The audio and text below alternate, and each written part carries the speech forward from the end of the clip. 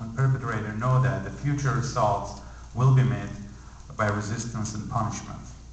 These days we have seen horror of genocide repeating itself in different parts of the world, and I'm sure that we are not alone in our disappointment that the promise of diversity and global integration has not been fully realized, and that innocent civilians, children in many countries continue to be prosecuted for no other reason than their ethnicity, religion, and national belonging. The ultimate culmination of such racist persecution in the case of Armenians was genocide of 1915. Throughout our history, we experienced over and over again the horrible consequences of intolerance when we all did was to simply exercise or try to exercise our fundamental freedoms and liberties. It is not surprising that the determination of ruling political or national group to dominate another group by oppressed if necessary will eventually lead the oppressed to revolt, to seek freedom and liberty, and in short, to be master of its destiny. It is this instinct of a people to secure its own physical culture and collective survival that is often used as a justification for ultimate form of repression, the active, concerted, planned action for physical annihilation of that people, genocide. Armenians were subjected to that crime perpetrated by Ottoman Turkey because they wanted to be free from harassment, arbitrary rule, denial of rights, and physical threats. They had, in fact, dared to declare themselves deserving prevention, security, and freedom. They were therefore punished, persecuted, and driven to annihilation as disloyal troublemakers. It began on this fateful day 95 years ago when the Ottoman Turks rounded up 300 Armenian leaders and intellectuals in Polis, Constantinople, now Istanbul. Brutal and planned executions spread later on to the whole Armenian community in Anatolia. Deportations and killings of 1.5 million people were carried out. There were death marches, as we learned from the history, through the deserts, and the mass killings of people condemned by representatives of British, French, German, Austrian, Belgian, and United States governments stationed in Turkey those times.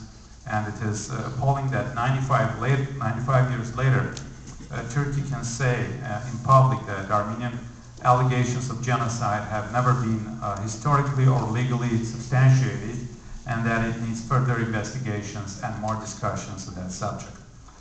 In the fall of 2009, as you probably, many of you learned and know, Armenia signed protocols with Turkey to establish relations and agreed to an intergovernmental commission that can discuss our bilateral relations as long as there are open borders between our two countries.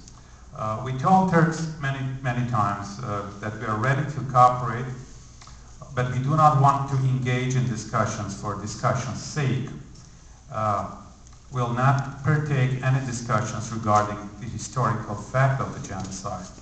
Yes, we can discuss and we want to understand to what extent and how the crime of genocide affected our societies, our peoples, our countries, and changed the course of our histories and created mistrust between us. On the other hand, as genocide victims, we haven't made Turkey's recognition of that horrible act conditional for our present and future relations.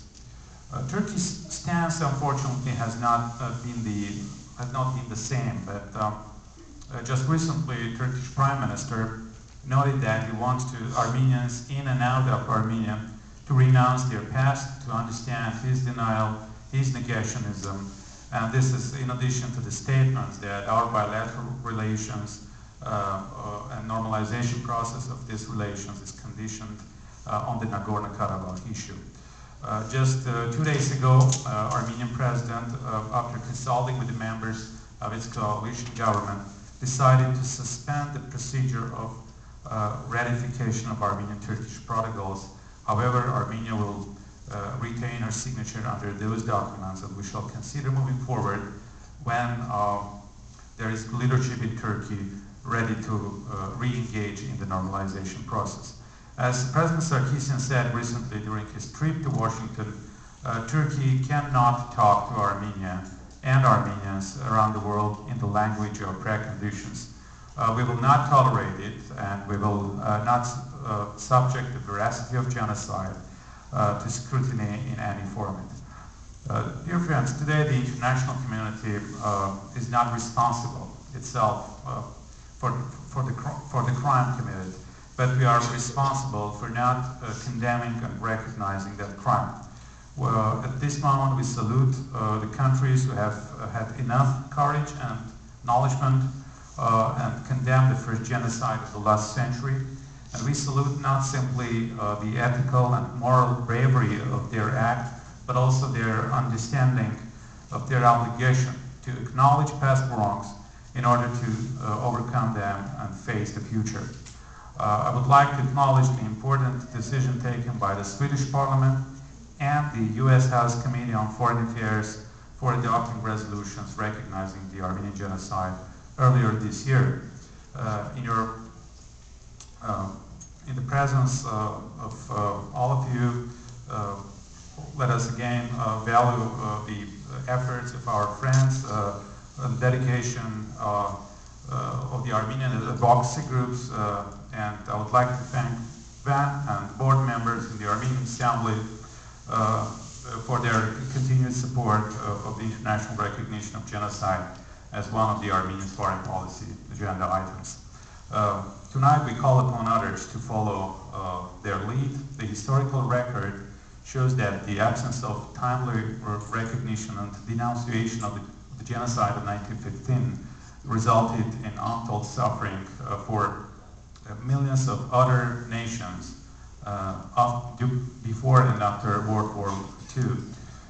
We should come together in our attempt to free the world from all forms of intolerance and to ensure that the future which binds us is hopeful and promising. We have suffered extreme intolerance and want to ensure that such a fate does not befall other nations. At this moving moment, we also celebrate the undenying spirit of our nation, and we call upon others, other nations, governments, parliaments, advocacy groups, human rights, professional groups, and NGOs. Let us unite our varieties and diversities to build healthier and brighter societies for the generations to come.